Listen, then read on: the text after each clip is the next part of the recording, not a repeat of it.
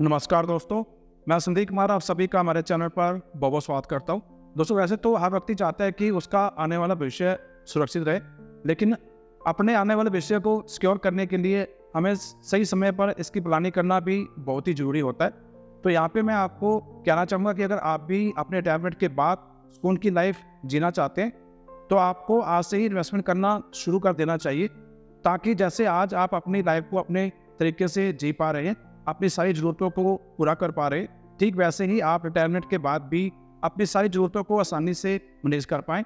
कहीं ऐसा ना हो कि कल को परिस्थितियाँ आपके हित में ना रहे और आपको अपनी छोटी ज़रूरतों को पूरा करने के लिए किसी दूसरे पर डिपेंड रहना पड़े।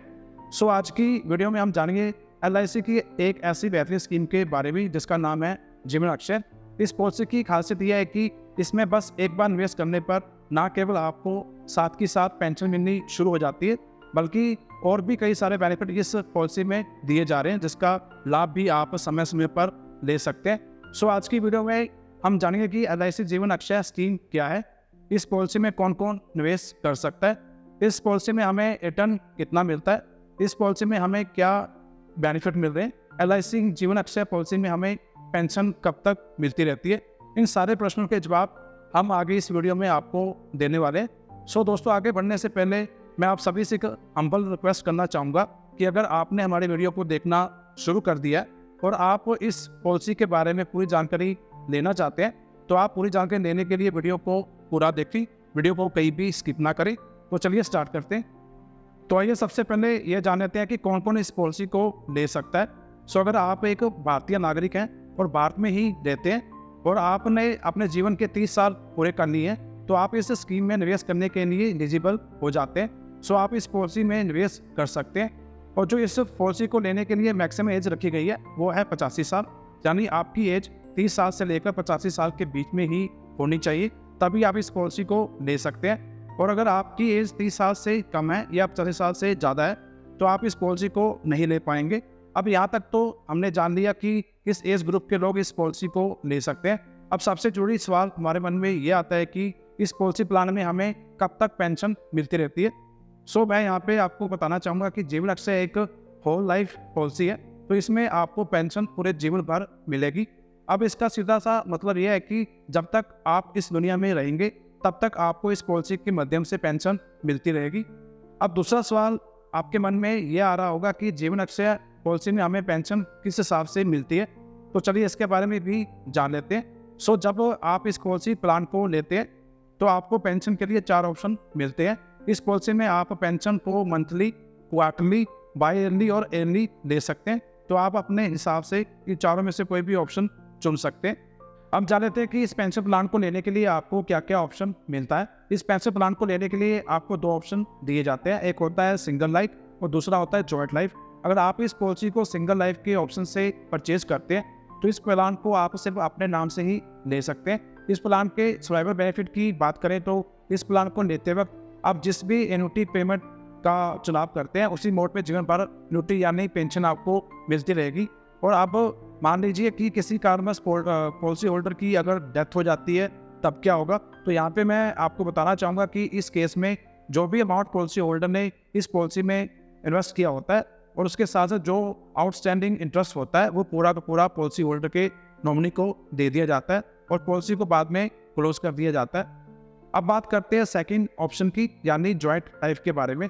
तो अगर आप जॉइंट लाइफ के ऑप्शन से इस पॉलिसी को परचेज करते हैं, तो इसमें आपके साथ साथ आपके जीवन साथी की भी कवरेज रहती है।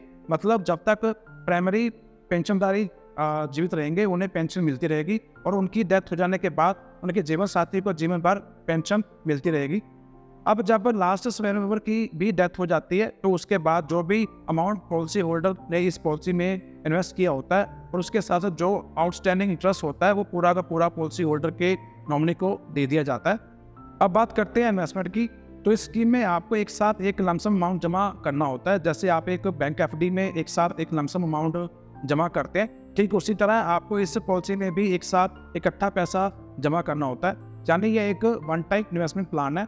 अब जान लेते हैं कि इस पेंशन प्लान में हम मिनिमम और मैक्सिमम कितना इन्वेस्टमेंट कर सकते हैं।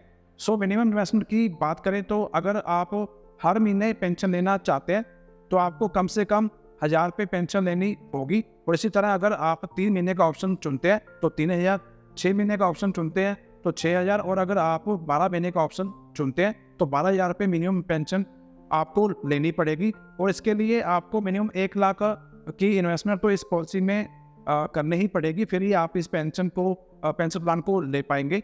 और अगर हम मैक्सिमम इन्वेस्टमेंट की बात करें तो इसमें मैक्सिमम इन्वेस्टमेंट की कोई भी ऊपरी सीमा निर्धारित नहीं की गई है, तो आप खुद से ही डिसाइड कर सकते हैं कि आपको कितने अमाउंट की पेंशन चाहिए और किस मोड में आप पेंशन लेना चाहते हैं। जितने अमाउंट की आप पेंशन लेना चाहते हैं उसी हिसाब से ही आपको इन्वेस्टमेंट करनी होती है। तो इसे हम एक एग्जाम्पल से समझते हैं।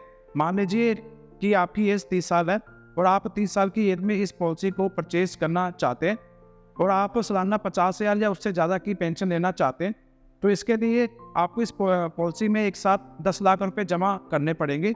जैसे ही आप ये पैसा जमा कर देते हैं तो आपको सालाना 57,850 रुपये मिलने शुरू हो जाएंगे, जो आपको आजीवन मिलते रहेंगे। अब बात करते हैं इस पॉलिसी के बेनिफिट की। इस पॉलिसी की एक खासियत यह भी है कि यह एक नॉन मार्केट लिंकर प्लान है, यानी आपको गारंटर फिक्स रिटर्न मिलेगा। मार्केट के उतार चढ़ाव से इस पर कोई असर नहीं होगा।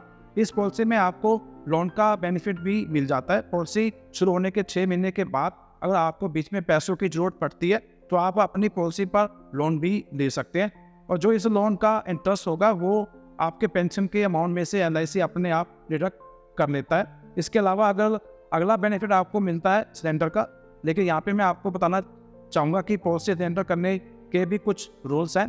पॉलिसी को सिलेंडर भी आप किसी खास रीजन से ही कर सकते हैं, जैसे आपको या आपके किसी फैमिली मेम्बर को कोई भी क्रिटिकल इलनेस हो जाती है, तो इस केस में आप अपनी पॉलिसी को सिलेंडर कर सकते हैं। जो भी आपने पॉलिसी का परचेज प्राइस दिया होता है उसका 95% तक का अमाउंट आपको सिलेंडर वैल्यू के रूप में मिल जाता है। अगर हम इसमें टैक्स बेनिफिट की बात करें तो 1.5 लाख तक के इन्वेस्टमेंट पर 80C के अंडर टैक्स क्लेम किया जा सकता है। हाँ, इसमें आपको जो पेंशन मिलती है उसे आपकी इनकम जरूर माना जाता है, वह पूरी तरह से टैक्सेबल होती है, उस पर आपको टैक्स पे करना होता है। अब बात करते हैं कि आप इस पॉलिसी को कहाँ से परचेज कर सकते हैं। तो आप इस पॉलिसी को ऑफलाइन या ऑनलाइन दोनों तरह से ही खरीद सकते हैं। अगर आप इस पॉलिसी को ऑफलाइन खरीदना चाहते हैं तो आप इस पॉलिसी को LIC किसी भी नज़दीकी ब्रांच में जाकर खरीद सकते हैं, और अगर आप इस पॉलिसी को ऑनलाइन खरीदना चाहते हैं तो आप LIC की वेबसाइट www.licindia.in पर जाकर घर बैठे बैठे भी इस पॉलिसी को परचेज कर सकते हैं। सो आज की वीडियो में बस इतना ही। आशा करता हूँ कि आपको LIC जीवन अक्षय प्लान के बारे में पूरी जानकारी मिल गई होगी। फिर भी अगर आपके कोई सवाल हो या आप इस पॉलिसी के बारे में कोई और जानकारी लेना चाहते हो तो हमें कमेंट बॉक्स में पूछ सकते हैं। जानकारी अच्छी लगी हो तो लाइक जरूर करके जाइएगा, और इस जानकारी को शेयर जरूर कीजिएगा अपने दोस्तों में, रिश्तेदारों में, ताकि ये जानकारी और लोगों तक भी पहुंच सके। और अगर आप हमारी वीडियो को पहली बार देख रहे हैं या अभी तक आपने हमारे चैनल को सब्सक्राइब नहीं किया हुआ है तो नीचे आ रहे लाल बटन को दबाकर सब्सक्राइब कर लें, और साथ ही बेल आइकन को भी प्रेस कर दें ताकि हमारी सभी आने वीडियो के बारे में आपको नोटिफिकेशन मिलता रहे और आप कोई भी जानकारी मिस ना करें। मिलते हैं नेक्स्ट वीडियो में एक नई जानकारी के साथ। तब तक आप अपना खूब सारा ध्यान रखें, खुश रहें। नमस्कार।